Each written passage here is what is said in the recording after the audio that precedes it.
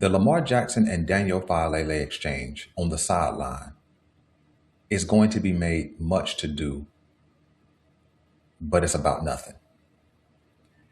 Here's why. There's no audio available at this point in time to validate what Lamar said. There's only a speculation that he said they know what's coming or something of that framework. But what I'm here to tell you is not even Daniel Falele's fault. We discuss next.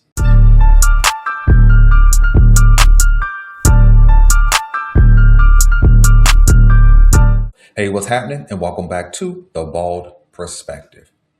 On your way in the door, go ahead and touch that like button, hit subscribe if you've never subscribed, and go ahead and hit that notification bell. Let's talk. The Baltimore Ravens lose to the Pittsburgh Steelers on yesterday in a very similar fashion to how they always lose. Mistakes, poor execution, poor blocking, ineffective pass game for the most part, lackluster run game for the most part, and a weak defensive performance, which are all things when it comes to a big game, the Baltimore Ravens don't show up and do. Now, I didn't even know that there had been a Falele and Lamar Jackson exchange on the sideline. I heard that this morning, and I know that there is some speculation to what Lamar Jackson said to Daniel. Here's the deal. It's going to be made a big deal because this offensive line has been bad all year. It's going to be made a big deal because Daniel Falele has been bad all year and a good portion of last year, even though he was a fringe Pro Bowl player. Not my words, not my thoughts, but it's factual, okay? And so he's the easy target sometimes, even beyond Andrew Voorhees, who has shown himself to think that football is played on his back or on his stomach, not on his feet. Daniel Falele is ranked 45th of 79 qualifying interior offensive linemen. And Andrew Voorhees is just as low and just as bad and just as terrible. But Daniel, because he had the exchange with Lamar Jackson, is the soft target. But I'm here to tell you this morning, it's not his fault. It is his fault, or what is his fault is his bad play. What is his fault is that he doesn't seem to be able to play well in a box, meaning inside of the center and the tackle. That is his fault. Whether he hasn't learned the game at that position enough, whether he doesn't know the game plan, whether he does not know the blocking scheme, whether it's a run block or a pass block, he's not getting it done. And that's very, very clear. Now, let me back up for a moment and say this. I was one of the people who thought that Daniel Falele would take a step forward this year for a few reasons. Reason number one, he was a 19-game starter from last season. And I was under the impression that being available and in the lineup for 19 games as a starter would give you a level of experience that you would bring into this season and you would improve your game. Boy, was I wrong. The number two reason I thought that Daniel Falele would improve this season is because he's in a contract year. And how many guys do we see perform better in a contract year? And I was also wrong about that. He just has not been good. So now let me be clear. His play, his poor play is his fault. His lack of execution is his fault. Getting knocked down and knocked around is his fault. But what isn't his fault is how he got here in the first place. See, Daniel Falele, if we're clear, was drafted to be a project left tackle.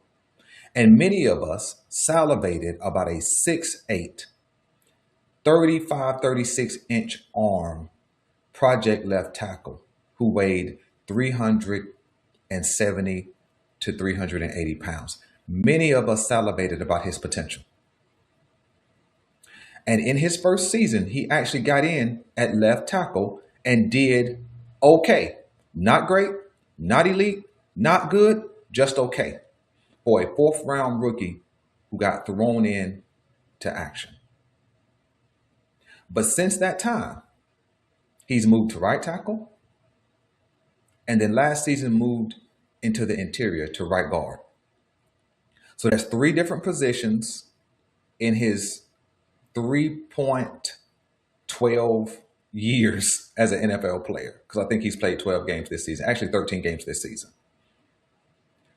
And the truth is, what we have to be clear on is that a 6'8", 370-pound interior offensive lineman does not exist.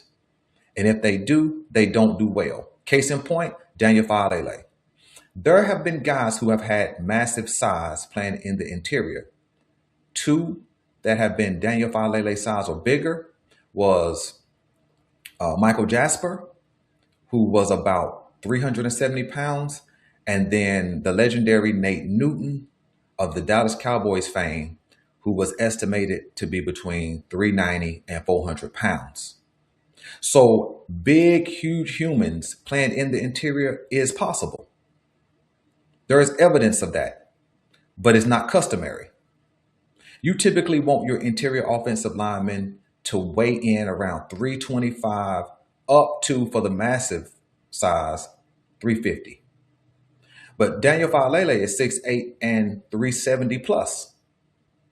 So although we have evidence with Michael Jasper, who is now a college football analyst, and I'm not sure, but I think Nate Newton passed away. Somebody correct me if that's incorrect. Although they were massive size as it pertains to girth, Nate Newton was 6'3". Michael Jasper was only 6'4". So Faalele is exponentially taller than these two. What does that mean? Being 6'3", 6'4", which is what you want your interior offensive lineman to be, so that your quarterback doesn't get his view blocked when he's trying to pass. What that means is the defender can't easily get under him and have leverage, which is what you see happen to Daniel Faalele many, many times. What that means is a 6'3", 6'4" interior offensive lineman who has that kind of weight is not going to struggle with his pad leverage. He may struggle with his mobility, but pad leverage won't be that big of an issue.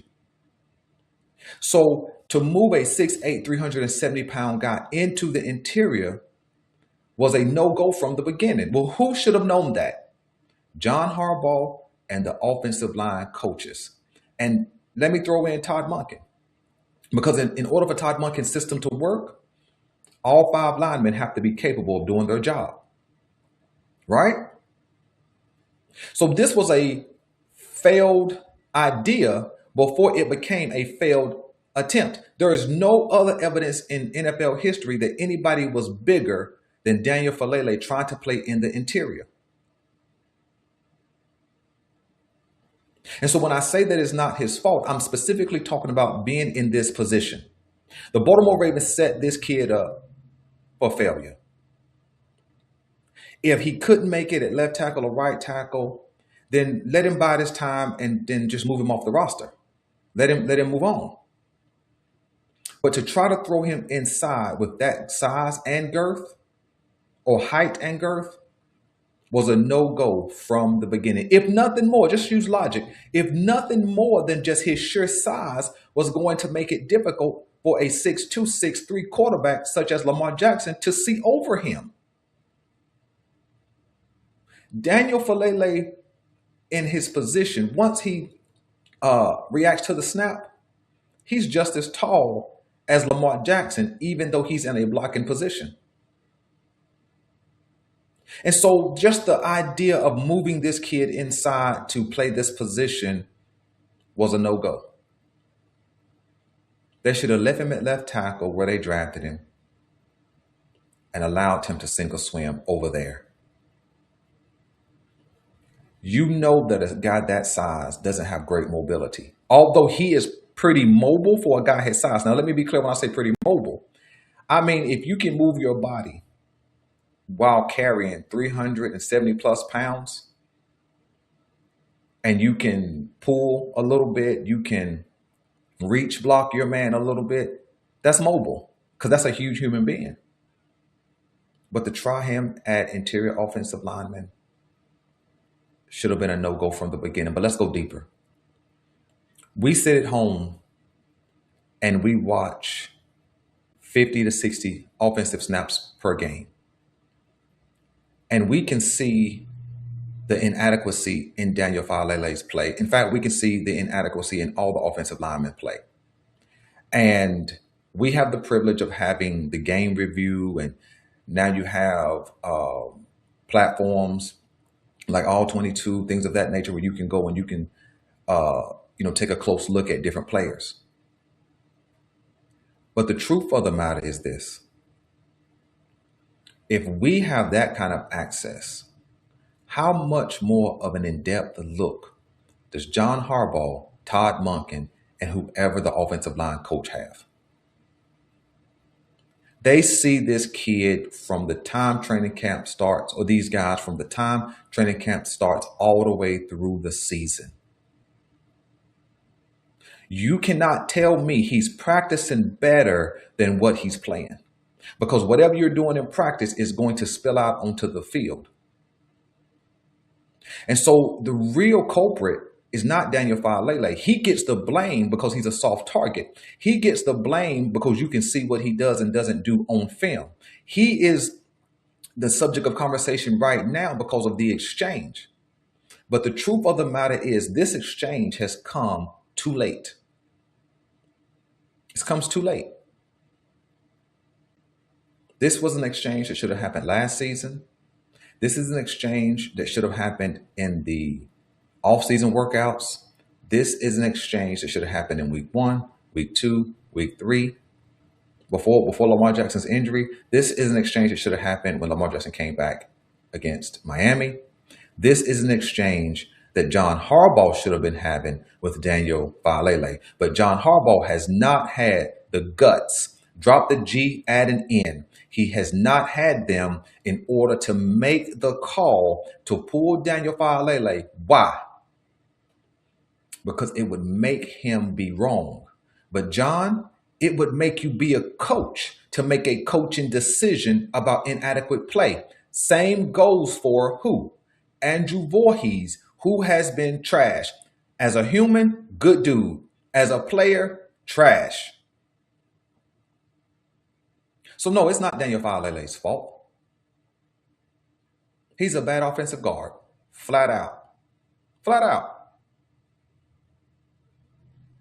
This is a coaching decision problem because the coaching staff has not been willing to make the decision to change. Nor did they build the offensive line roster to have adequate options to make the change. So Daniel Falele, don't get punked. Stand your ground. Leave at the end of this season. Somebody's going to write you a check. Somebody's going to write him a check, 2 years, $8 million, something like that, for a 6'8" guy who they're going to move back to tackle. And maybe he's just a rotational piece, or maybe he's just a long-term backup. Interior guard, he's not. But somebody's going to pay him. And in truth, the way things happen around Baltimore, I wouldn't be surprised if the Ravens don't try to give him a little contract. But my closing thoughts is, this Daniel Falele situation is not his fault. The bad play is. His bad play on the field is. The bad tape we see, that is his fault. But he never should have been put in this situation. And when the bad play arose continually, he should have been taken out of the situation and replaced. There has been 30 plus games of opportunity for the Baltimore Ravens coaching staff to make the decision, and they haven't. And until next time, I'm out.